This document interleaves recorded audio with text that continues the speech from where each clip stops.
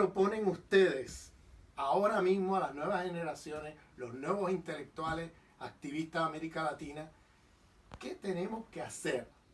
¿Qué cosas ustedes piensan que habría que tomar, por ejemplo, de la obra de ustedes, de lo que ustedes han contribuido y que hace falta seguir desarrollando hacia el futuro? Esa es una pregunta que yo he tenido en mi mente por mucho tiempo. Sí. Que empiece Franz. No, para mí, uno que es céntrico es la discusión sobre las relaciones mercantiles. Pero en una nueva forma, aunque en la tradición de Marx, pero muchas veces no del marxismo. Hay diferencias. Que primero, no se trata de abolir relaciones mercantiles, que olvide eso. Y segundo, relaciones mercantiles sin intervención sistemática en la relación mercantil son mortales. Es decir, relación mercantil es un peligro, pero es a la vez una necesidad. Entonces, y este peligro obliga, y la misma línea tiene Polanyi, yo creo mucho de Polanyi ayuda mucho. Hay que tener una intervención sistemática en los mercados para tener una economía alternativa. Yo creo, despedirse de algo que era abolir el mercado, abolir el Estado, sino desde adentro cambiarlo, y eso es por la intervención del mercado. Y eso hoy es la gran discusión. Sí. Porque todo el pensamiento del neoliberalismo es eso, no a la intervención en los mercados. El mercado es total. Entonces, pensar realmente la idea, si hoy estamos frente a un totalitarismo, es el totalitarismo del mercado. No es el totalitarismo del mercado, necesita también un Estado total, pero el poder no viene ya del Estado, es el dominio del totalitarismo del mercado en contra del Estado. Compran todo, ya todo el Estado se vende, y ellos tienen la plata para pagarlo. Y eso es un problema, para mí, quizás el problema central, pensar el socialismo desde otro lado. Y ahí aparece entonces también, yo creo que una necesaria discusión en cuanto a la colonialidad y relación mercantil. Cuanto más estamos hoy, más hay vinculación, relación mercantil con colonialidad. Y más tenemos que ver intervención del mercado y liberarse frente a la colonialidad, van juntos. Eso es la intervención estatal, tú dices, sobre... Estatal, pero también de grupos democráticos, sindicatos, también muchas veces sindicatos, vecindades, pero estatal. Si no es estatal, de todas maneras, pero no reducirlo. Eso es para mí la base. No se puede hoy definir socialismo sin definir este punto. ¿Cómo se define después? No sé, pero este punto es clave. Y lo otro, el problema de la crítica de la religión, ¿no? Tenemos un problema de la idolatría del mercado, y Marx lo llama fetichismo del mercado. Pero eso es el problema, hay un problema ahí de la ortodoxia marxista que ha dejado totalmente fuera el análisis del fetichismo. Y el análisis del fetichismo es análisis de la religión. Cuando Walter Benjamin dice el capitalismo es religión, entonces significaba eso. No hay crítica del capitalismo sin crítica de la religión. No hay, porque el capitalismo es religión. Y este elemento hay que usarlo. Yo creo que es importantísimo para poder hablar a masas. Y a nosotros como masa, pero también eso nos puede afectar, porque lo otro, y ahí me parece todo este marxismo dogmático,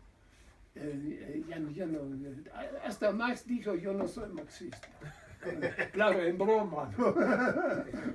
En muchos, a veces no es cierto, pero en general yo creo es cierto, ¿no? Eso es lo que yo pensaba. Esos dos elementos, por lo menos para mí, son claves. Muy bien, muy bien. Mira, Muchas para gracias. seguir en la misma, en el librito Las 16 tesis de economía política, ¿Sí?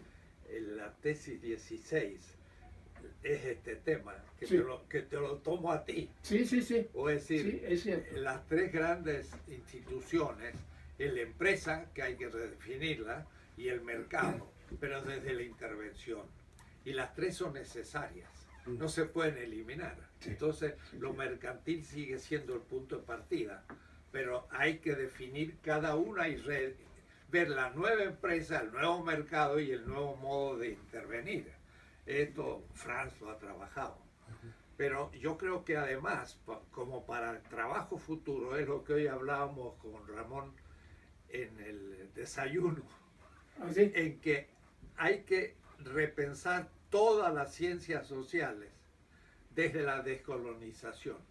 El sentido común es completamente eurocéntrico. Y entonces, mira, estamos viendo un texto que me acaba de entregar del pensamiento chiita islámico. Y mira, abro el índice y dice, el chiita en su origen, en la Edad Media y en la Edad Moderna. Yo digo, en la Edad Media no existió, para el mundo árabe era la época clásica, y la época moderna es justamente cuando el mundo islámico y también chiita se hace colonial. O es decir, aún en un libro, los chiitas son totalmente eurocéntricos y ya tapan su propia originalidad. Sí. Entonces ya tienen... Sí. Rehacer eso supone rehacer todas las ciencias sociales. Y me estaba explicando que hasta en la matemática se puede hacer esto. Una matemática hindú que era muy distinta que la platónica, que es la que se impone. Es decir, yo creo que la descolonización desde el sur hace que la nueva generación pueda hacer todo de nuevo. Hay que releer todo desde otra posición. Y entonces más bien lo que hemos hecho es apenas salido un poco a la superficie y visto un panorama que no hemos desarrollado. Eso toca a la nueva generación, de desarrollar esta visión nueva de la historia, de la sociología, de la economía, de la política, de la literatura, como hizo Edward Said, pero en el orientalismo, pero aún él estaba en lo británico, hay que incluir otros. Es decir, es una tarea completa, es una nueva edad de la ciencia, ¿no? Y yo creo que en eso, pues, Franz y otros, un poco al comienzo creyendo que descubríamos la pólvora, pero era realmente el descubrimiento de una cosa muy fuerte allá en los años 70.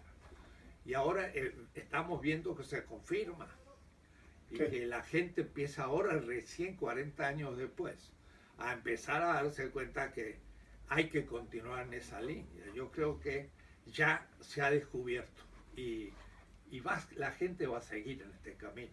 Ya uno ve que se está expandiendo en África, en Asia, Sí. Estados Unidos, Europa. Ricardo, un africano. Eso, notable. En 30 años. ¿Cómo en dices? Alemania, que hablaba un alemán perfecto. Era Un africano. un africano. Y entonces de repente había muchos alemanes, pues los alemanes, pero amigos. Después se levantó de repente. África no es el problema, África es la solución.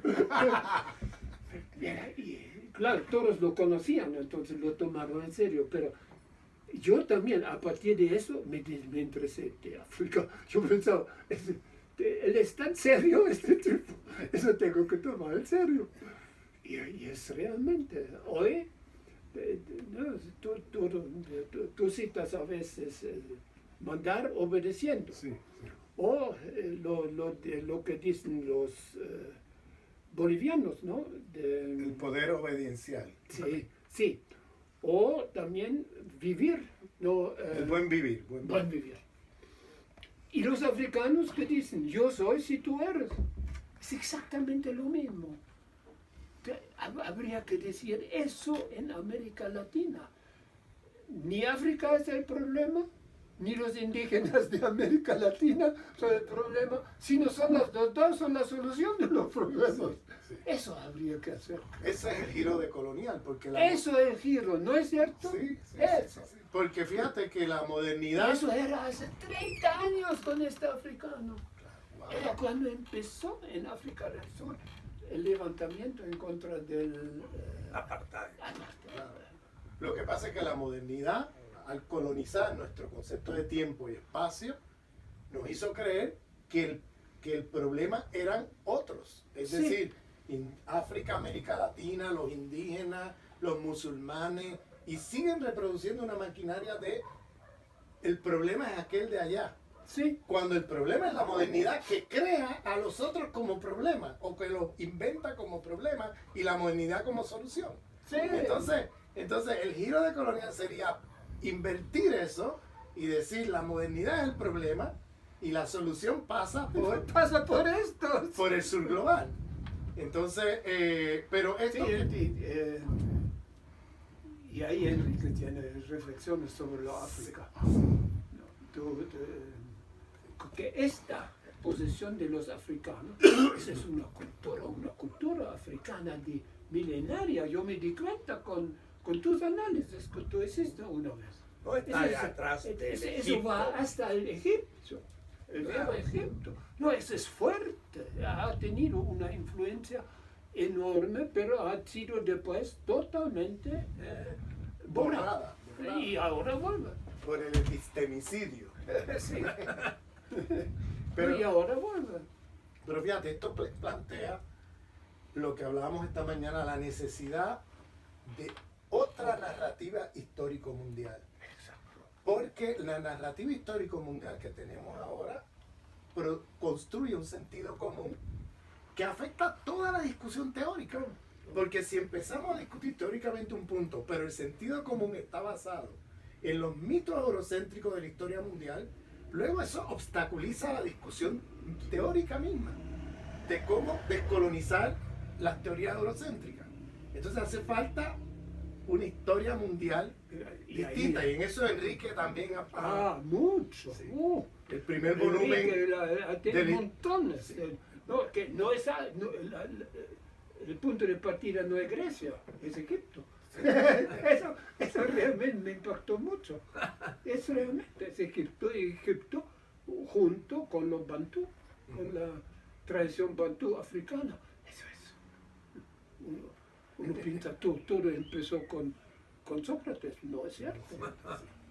Eso es importante, ¿no? Pero hay raíces muy diferentes. Y fíjate, hoy, con estos asesinatos, suicidios, es un problema de la modernidad. Eso empezó en Estados Unidos y no en los países islámicos. En Estados Unidos, en los años 80, 78, 80, con la estrategia de globalización, vinieron eso. Y fueron masivos en Estados Unidos, en Europa, en Suiza, hasta empezaron en Japón. Y en mediados de los 90 empezó en los países islámicos. Se modernizaron. Eso es el problema. No. Y entonces el Islam es agresivo. ¿Y quién inventa? Eso es Estados Unidos. No es, digamos, Estados Unidos es tampoco suficiente. Es el eurocentrismo este. Claro.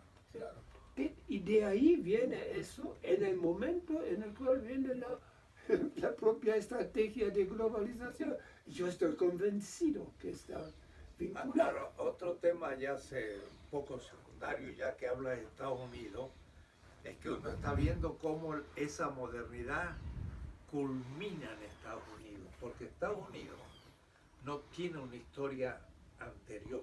Sí, Entonces es como la modernidad en estado puro. Y entonces es mucho más destructora y mucho más militarizada y violenta. Europa tiene una historia medieval y tiene una historia larga que por ahí le hace dudar, pero Estados Unidos es mucho más racionalista en el sentido moderno. Y esa última etapa de la modernidad hay que trabajarla de una manera explícita. ¿No? Sí, Hay sí, mucho sí, por hacer ahí. en Sí, este sí, momento. y ahí hay una nueva modernidad y que tiene mucha expresión en el neoliberalismo, ¿no? Total. El neoliberalismo Ahí. es un descendente del fascismo, ¿no?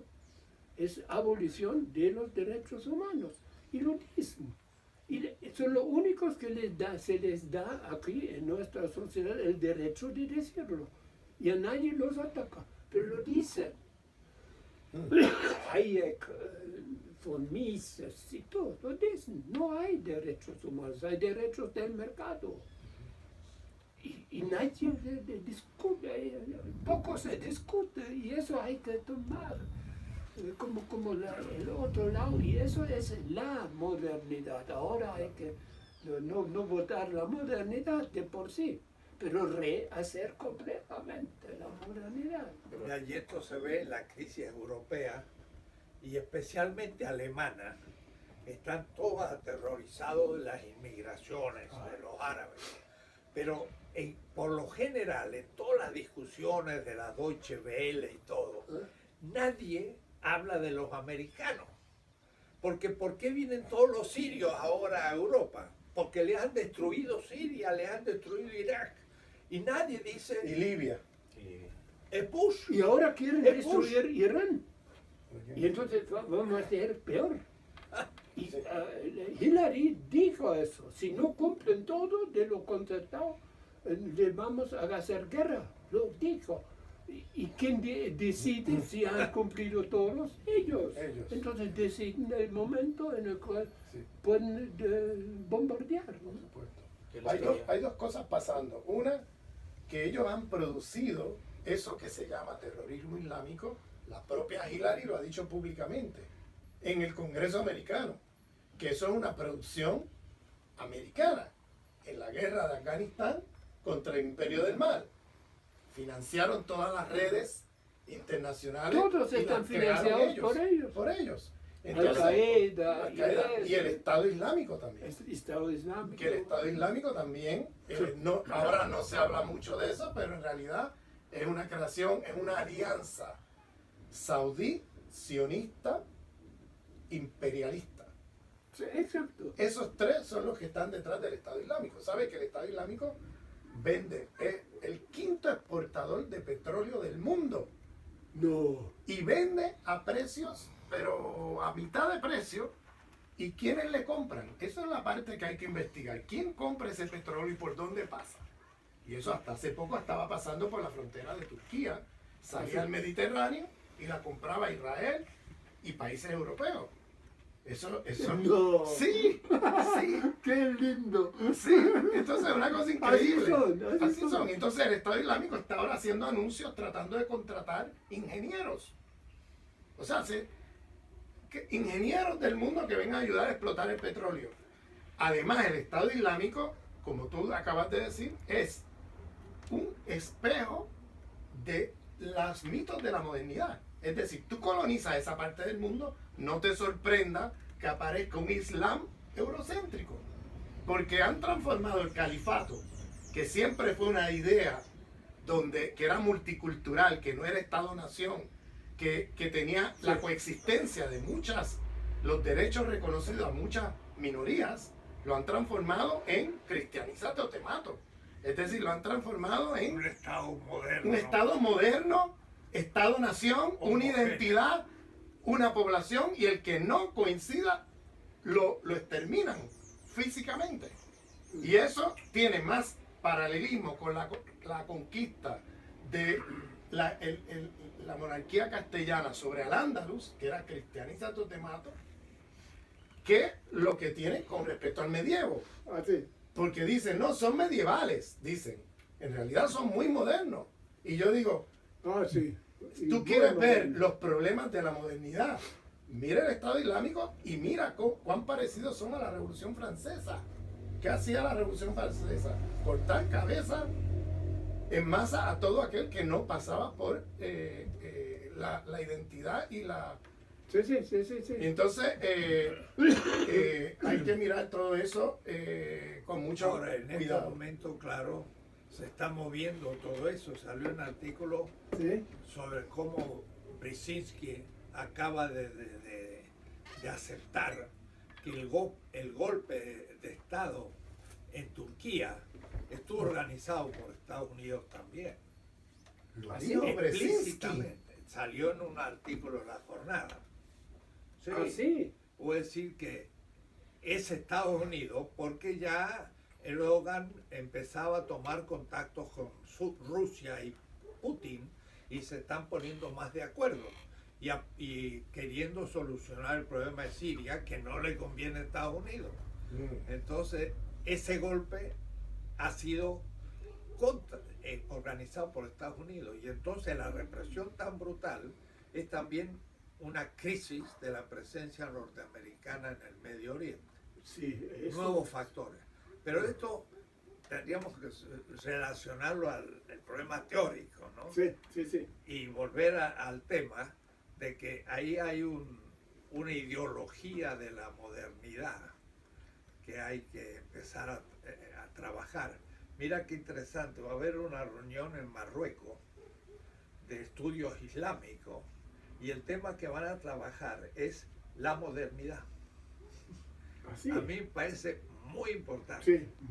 porque es lo que cinde la conciencia de todos los países del sur.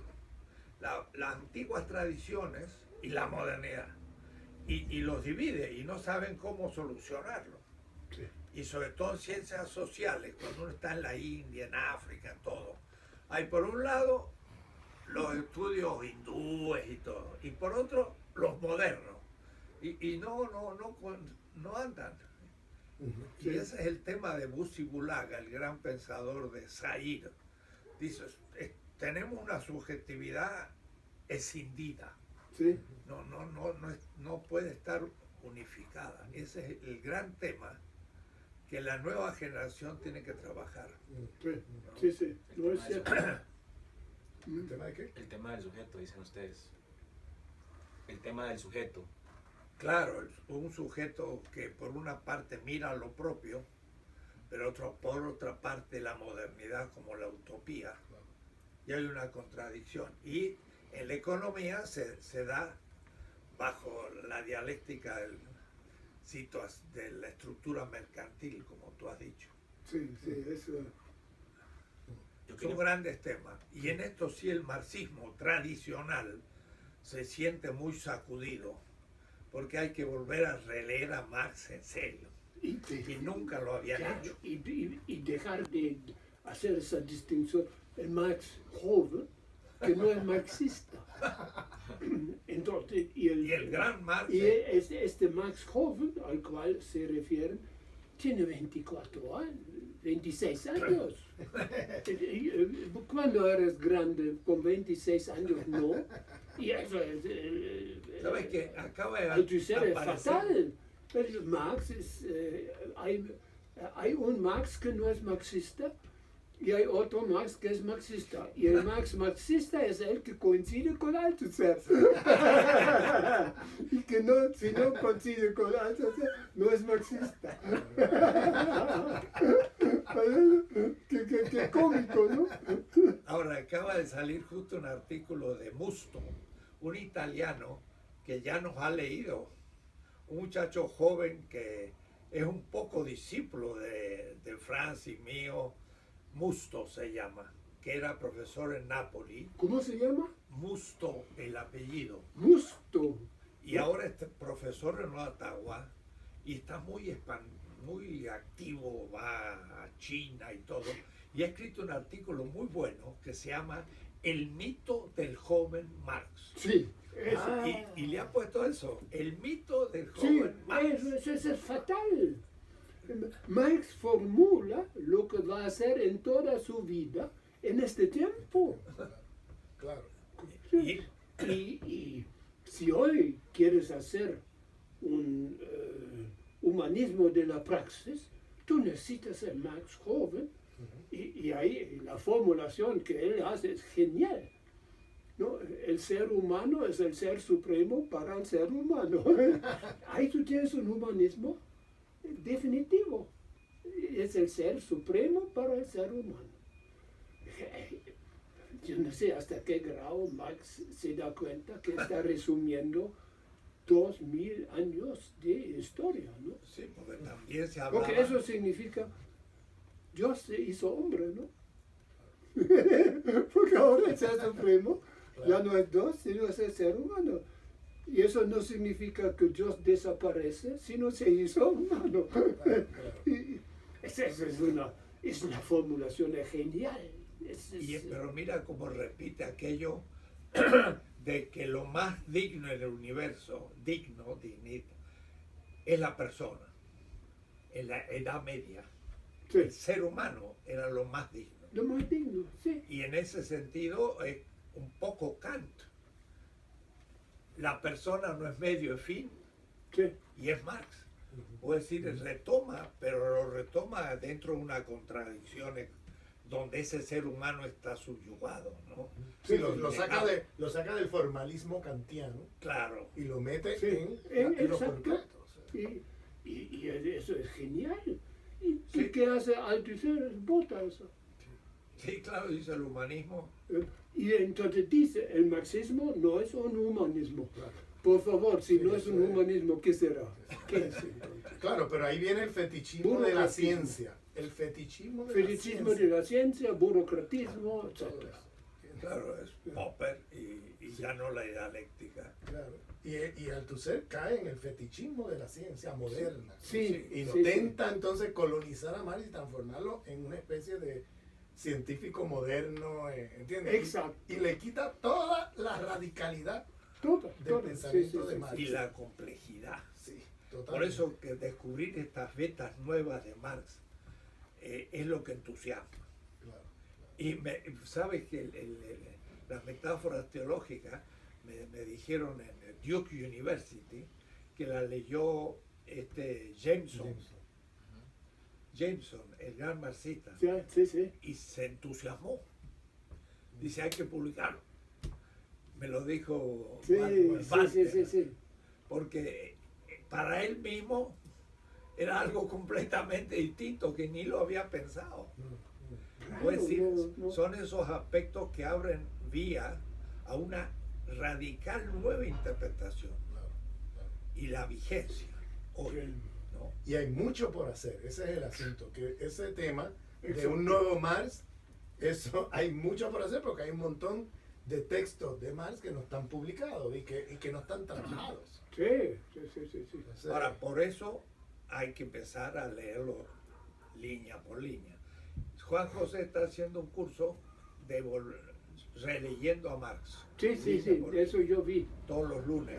Y aquí lo hizo también. Unos meses estuvo en varias sesiones. Sí.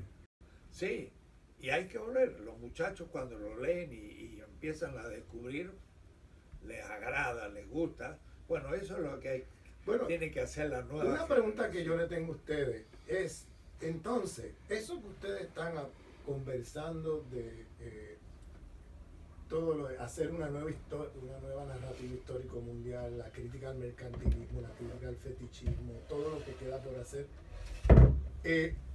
en cierto punto, porque en parte esto de una nueva sentido común plantea también una nueva visión del tiempo y el espacio, y plantea una crisis civilizatoria y quizás la fundación de una nueva civilización planetaria.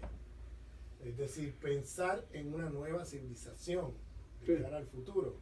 Pregunto, ¿cómo ven esa idea?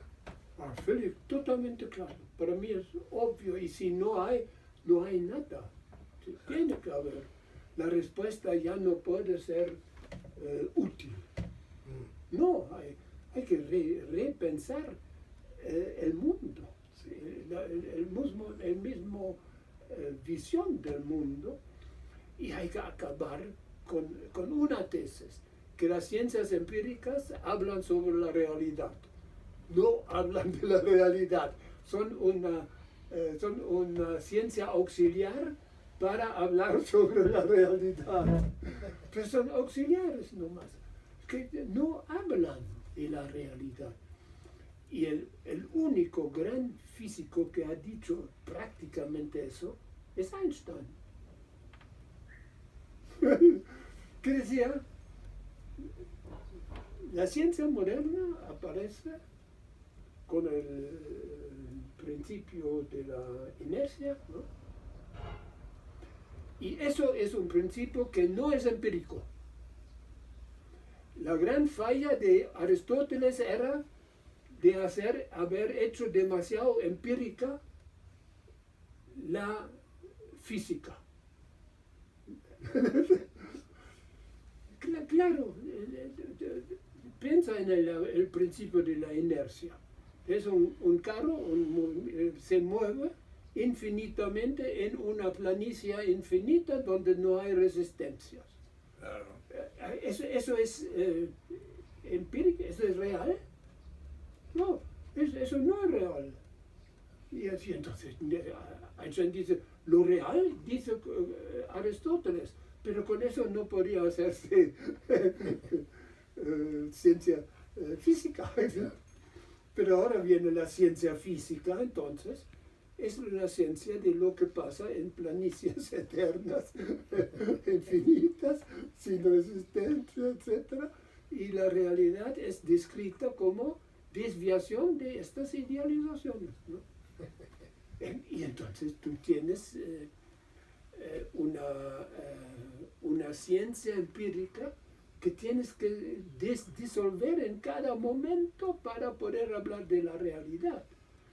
Y fíjate, yo hice mucho con este Wittgenstein, ¿no? Que dice no hay una diferencia entre el movimiento de una piedra y un asesinato. Claro, él abstrae de la diferencia, pero él no puede expresar la diferencia. Yo veo la diferencia. Por suerte no he visto todavía un asesinato, pero cuando me lo imagino yo veo que la diferencia entre un asesinato y una piedra. Y Wittgenstein no. Porque no tiene realidad. Ven empiria y peligrosísima. Y hay que recuperar, y yo creo que eso es hay que recuperar la realidad frente a lo empírico. Y el único físico que encontré que algo de eso tiene es Einstein, precisamente.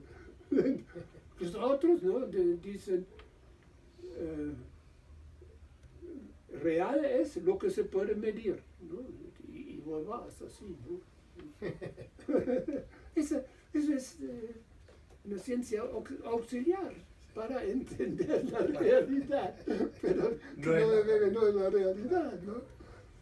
Y además es para el manejo de la realidad, pero no es para el sentido último. Sí, sí. No da sentido, No. da manejo. No, y si te dicen eso, en realidad son puros átomos. Están locos. Eso es una manera de poder hacer bajo cierto punto de vista, pero eso no son átomos. Eso es eso. Un Y luego- pedazo de madera. Y luego fetichizamos la ciencia moderna, que lo que hace son estas Totalmente tonterías. fetichizado. Y fíjate, volviendo No, al tu ser, y tú la tienes- racionalidad matemática se hace el prototipo de la racionalidad formal. Y la complejidad del ser humano se pierde. que funciona cerebralmente con miles de millones de neuronas y que las decisiones son inciertas, pero son inciertas por su complejidad, no porque la razón política sea inferior a las matemáticas, ¿no? Entonces Mario Bunge toma la razón abstracta como la razón humana, y eso es la modernidad. Ah, sí. Claro.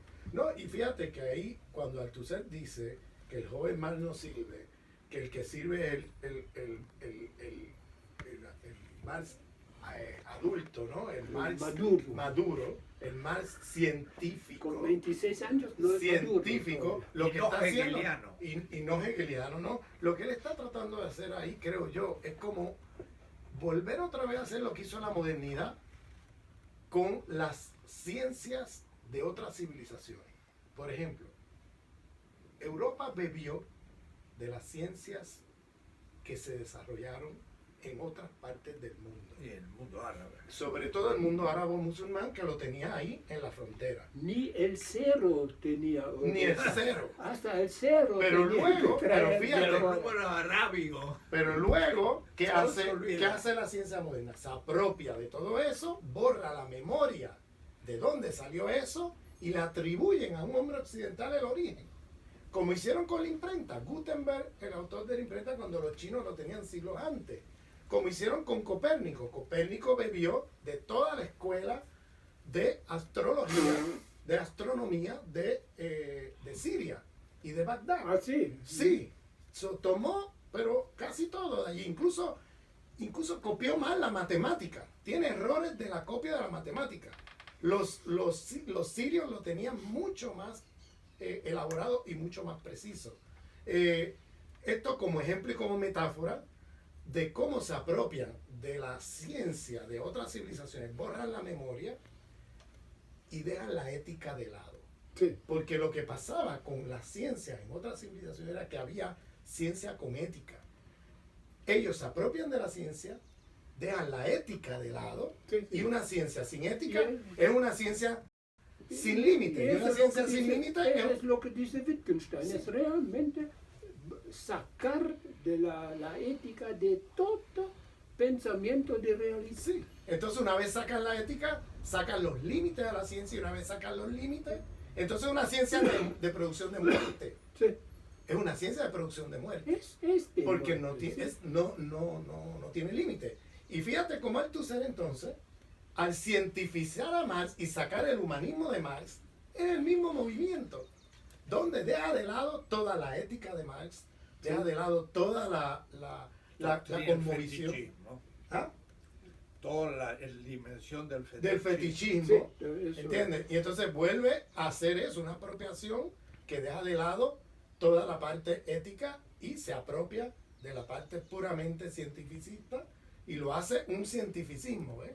Y es un poco el movimiento de la modernidad, que es, me apropio, le saco todos los elementos críticos, de cosmovisiones holísticas, de ética, y estética, le saco todo, lo destilo y luego lo hago una tecnología de muerte, porque ya no hay límite. Ahora mira, hablando de eso, hay un alumno que está trabajando en la escuela de Frankfurt y está trabajando Adorno y se puso a ver la teoría de la música. Sí. Y cuando Adorno habla de Beethoven como la música racional, etc., y el jazz, es inimaginable lo que Adorno dice del jazz. ¿Qué dice? ¡Wow! Una cosa Es horrorosa. es una música absolutamente irracional, es una música de esclavos, pero dice De tal cual. liberación de esclavos, ¿no? De esclavos. Y que Tiene una manifiestan- visión racista. de- Claro, eso es claro. Entonces, mira, lo que está descubriendo este muchacho es una tesis doctoral, el eurocentrismo Total. de la escuela de Frankfurt, que es lo más crítico que ha dado Europa. Nosotros estamos ya más allá de eso. Y ahora vamos a tener que empezar a decirlo. Estamos más allá de eso. Sí. Y cuando lo digamos, va a hacer ruido. Porque Sí, yo creo ahora Y- sí, y hay que porque mostrar cada esos vez es textos, porque más yo lo leí. obvio para la gente. ¿sabe? Ayer fue una defensa de su tesis, ¿no? Ayer. Pero yo mismo leía los textos y digo, esto se me pasó. Es horrible lo que dice Adorno. Pero ¿no? ya estaba ahí, digamos, estaba ahí ¿Cómo? cuando él hablaba de las masas. O sea, la escuela de Frankfurt concentra su trabajo en la crítica sobre todas estas masas que dan poder al nazismo. Claro, Pero- claro. Música de Pero- esclavos. Crean la categoría de masa. Interesantísimo, ¿no? Y por eso Qué y horror. este muchacho lo liga con, en la primera frase de mi ética, yo cito a Ebusi Bulaga, este africano, que dice, mira, dice así, en la crisis del Ubuntu, yo pienso, luego soy, es el asesinato de yo danzo, luego vivo. Sí. Ahí está la dicotomía. La modernidad es un pensamiento abstracto, pero la danza ritual, la danza que es la historia, que es una narrativa, que es el Sí, sí, mito, todo demuestra que estoy vivo, no que soy abstracto, que es la vida, ¿no? Exacto, ya. Está dicho, y Adorno está en otra cosa. Entonces, mira, eso es una como manifiesto, esta tesis, cuando la termine, porque Hay que todavía no la publicarla. habría que publicarlo en ACAL. Claro. Es un verdadero manifiesto de más allá del pensamiento crítico europeo, que siguió siendo europeo, mientras no critique su eurocentrismo. Y eso ya empezó gracias al trabajo, ¿no? Tú me decís, ¿cómo se llama esta profesora en Madrid? Montserrat Galcerán. Esta mujer, Montserrat, Ujú. acaba de escribir un libro, se llama La Bárbara Europa. Y hace una crítica al eurocentrismo de Europa. Es la primera que yo conozco, pero está ahora mirando a Europa como la estamos viendo nosotros. Y es muy fecunda, es una novedad muy interesante, ¿no? Entonces, esto también vale para Europa. Para mí, Montserrat es la primera filósofa decolonial de Europa hoy. ¿De qué nacionalidad es? Español. Ella es de España, pero de origen catalán. Ah, Pero está ah, radicada en Madrid ah, ya. y es ya retirada de la Universidad Complutense. Ya es emérito. Sí. Un librito que me la Pero acaba de sacar. eso fue en diálogo con nosotros, pues ya vino un año a Berkeley y estuvo con nosotros en diálogo, estuvimos leyendo textos juntos, estuvimos teniendo debates, discusiones. Ah, sí. Y ella luego hace un giro que me pareció muy fecundo y muy interesante y muy importante. Y sobre todo porque es una mujer filósofa hoy en Europa que está haciendo el giro decolonial allí. Yo creo que es una novedad, es algo Sí, sí. nuevo ahí. Que venga alguien de allí a hacer esto, ¿entiendes? Ahora, como también hablábamos, en la izquierda, un poco jacobina, siempre tuvo problemas con la cuestión de la religión. Y entonces por eso tu trabajo sobre Marx va a ser muy interesante. Porque hay que Yo replantear creo. el tema. Hay que replantear. Ahí hay No, hay que replantear eso. hay una tradición en una cierta línea. Tú tenías una pregunta. Sí, sí. Han planteado varias cuestiones acá y solamente para ver si voy siguiendo bien las pistas que ustedes han sugerido en este debate, siendo que es una conversa que desearan que otras generaciones de gente que viene a ocuparse de estos temas asuman o trabajen de alguna manera. Enrique has planteado el tema del retorno al sujeto, al igual que Franz. Franz ha planteado una crítica directa y radical a los mecanismos de abstracción planteados desde la ciencia Sí, sí. y cuyo componente central es la filosofía analítica en algún sentido y el trabajo de Wittgenstein. Pero ¿qué más habría? Digamos, yo me pregunto si tu crítica a la fetichización y a la religión del mercado contempla que el mercado se ha constituido como una especie de instancia ontológica en la narrativa de quienes lo defienden, ¿no? Se le da como una especie de entidad subjetiva, si lo quisiéramos ver de alguna forma, Sí. aunque no lo es, no lo tiene, pero es una trampa que está muy presente en el hacer y en la forma de construir sentido común desde ahí. Y esa preocupación me viene por ahí, pero también me pregunto qué otras claves ven ustedes. Y tengo otra gran pregunta que no sé si dé para todo esto. ustedes que han conocido, digamos, lo difícil de las transiciones y pareciera que América Latina está en un momento de transiciones hacia el reflujo, ¿no? Lo cuento un poco la historia reciente del sur, las preocupaciones que ustedes compartieron antes sobre Venezuela, sobre Argentina y Brasil, entre otros. ¿Cómo se trabaja, cómo se sobrevive, cómo se piensa en un contexto donde el reflujo se da? ¿Cuál sería como la tarea más importante a asumir en ese contexto para no caer en el tema de la derrota o en el derrotismo? Porque creo que es una cosa que habría que combatir, ¿no?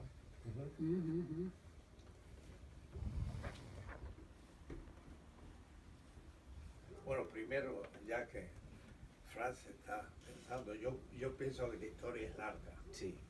Y entonces no hay que dramatizar demasiado pasos atrás y tampoco pasos adelante. La transición a la nueva sociedad puede durar un siglo, Sí. en mi visión. Y es lenta, la revolución instantánea no existe, porque aunque haya un golpe de Estado y se pretenda tomar el Estado y demás, queda el sentido común, la cultura, todo, y vemos como la Unión Soviética después de 70 años, después se pudo borrar de pronto y casi la gente pasó al neoliberalismo sin problema. Entonces, los procesos históricos son largos. Entonces, 2 pasos adelante, 1 atrás, por ahí 1 adelante y 2 atrás. No hay que dramatizar las cosas, hay que seguir trabajando en el fondo. Sí, Y el fondo es repensar las cosas realmente en esa nueva sociedad, pero que tiene que ser mucho más radical y a largo plazo. A largo plazo. Es un poco como, qué sé yo, la misma enciclopedia y la ilustración pensó el siglo XIX, que fue la culminación de la modernidad. Los Voltaire y Montesquieu y Rousseau y demás, la cosa iba para largo plazo. Estamos en esa etapa, yo creo. De pensar a largo plazo. Somos los que estamos pensando lo que va a acontecer en el siglo XXII. O antes quizá, porque la cosa va muy rápido. Pero no hay que imaginarse demasiado pronto las cosas, porque son muy profundas, hay que ir tomándolas por partes. Son generaciones. Entonces los jóvenes tienen que decir, cavemos fondo, estudiemos bien y vayamos abriendo camino. Pero lo bueno es que ya creo tenemos llaves para ir abriendo nuevos capítulos. Y ahora sí ya lo tenemos. Hemos trabajado 30, 40 años, 50 en una línea y de pronto decimos, bueno, no hay mucho que corregir, hay cositas, pero en general empezó a eclosionar la cosa. Hay que releer a estos clásicos como Franz y continuar. Usar el mismo método para descubrir nuevas cosas. Bueno, yo veo que parte del trabajo que tenemos que hacer es, creo yo, el siguiente. Y esto es una metáfora muy eurocéntrica y que quizás no le guste a ustedes, pero lo uso de una metáfora para tratar de entender lo que te quiero decir. Lo que fue Hegel para el pensamiento eurocéntrico. Es decir, Hegel hizo toda la sistematización, la historia mundial, la filosofía, y luego de ahí en adelante, la filosofía eurocéntrica iba a favor o en contra, y toda la referencia era Hegel, sea para oponerse, sea para afirmarlo. Pero él hizo la gran reconstrucción. De ahí en adelante elaboran a partir de Hegel, ¿no? Yo creo que estos 2 compañeros que tenemos presentes han dado las bases para que ahora las nuevas generaciones no tengamos que volver a descubrir la rueda de la historia, ¿no? Sino que a partir del trabajo que han hecho, entonces movernos adelante, es decir, tomando las contribuciones que ellos ya han dejado para movernos adelante en un proyecto que, al igual que lo que es Hegel para el pensamiento eurocéntrico, son ellos para el nuevo pensamiento decolonial de cara al siglo XXI y XXII. Es decir, partir de las contribuciones de ellos, no hay que volver a reescribir la rueda de la historia, ¿no? Y echar adelante con hipótesis que surgen a partir de los trabajos que han puesto. así como yo lo veo, sinceramente, no sé cómo ustedes lo ven. Ustedes son para el pensamiento decolonial del futuro, las nuevas ciencias decoloniales, lo que Hegel fue para la filosofía y las ciencias eurocéntricas. Así. Así lo veo yo. Hay que Sí, pensarlo, hay que No. pensarlo. Sí. Bien. Así lo veo yo. Pero Sí, porque No, a porque veces- realmente la ruptura que se da ahora es básica. Realmente va muy profunda. No es cualquier cambio de paradigma, ¿no? claro, Ah, ustedes están tocando Y los los- mitos fundacionales. sí. y los actores no tienen mucha conciencia a veces de lo que acontece. Había como un entusiasmo de descubrir cosas nuevas y uno decía esto es nuevo, ¿no? Pero hackeado por toda la gente, creyendo que uno era un iluso, de- no permitiéndote ocupar cátedras, perseguido. ¿Por qué? Porque era la lucha contra el eurocentrismo, ¿no? Pero de pronto empieza a funcionar. Y entonces se ha acumulado una etapa fuerte de reflexiones y de lucha y también de mucho sacrificio de mucha gente, ¿no? Porque estos años en América Latina han sido muy violentos, ¿no? Y hasta ha muerto gente, ¿no? Sí. Por pensar estas cosas. Ha sido muy fuerte. Y aún esa historia todavía no la hemos hecho, ni siquiera a veces tenemos conciencia. Porque todas las matanzas en El Salvador, en Chile, las dictaduras. Yo estuve ahora en Buenos Aires, por primera vez fui a ver la ESMA, la escuela de sí. los marinos, donde torturaban a la gente, ¿no? Murieron ahí en ese lugar como 5.000, pero nunca había estado. Y realmente fui con mi señora. Entonces ella me miraba y decía, te salvé. Si no hubiera sido por mi mujer que me sacó fuera de Argentina, yo hubiera muerto en la ESMA. Porque ahí me liquidaban. Pues yo no hubiera salido, no tenía motivo de salir de Argentina. Era una traición. Pero como la mujer me movió y los hijos y todo, bueno, me fui a México. Pero, ¿por qué tanto sufrimiento? Porque se estaba oponiendo a la gran ideología del imperio. Y había que eliminarlo físicamente en Chile, en Argentina, en Bolivia, en Brasil, en todos los países. Pero eso salió y ahí quedó y ahora empieza a ver sus resultados, ¿no? Bueno, podríamos mirar la era neoliberal en América Latina como parte de esa derrota política que se produjo a partir de estas matanzas de los golpes de estados militares. Es decir, sin esas matanzas, sin ese golpe de estado, probablemente el neoliberalismo no hubiera Claro. tenido cancha en América Latina.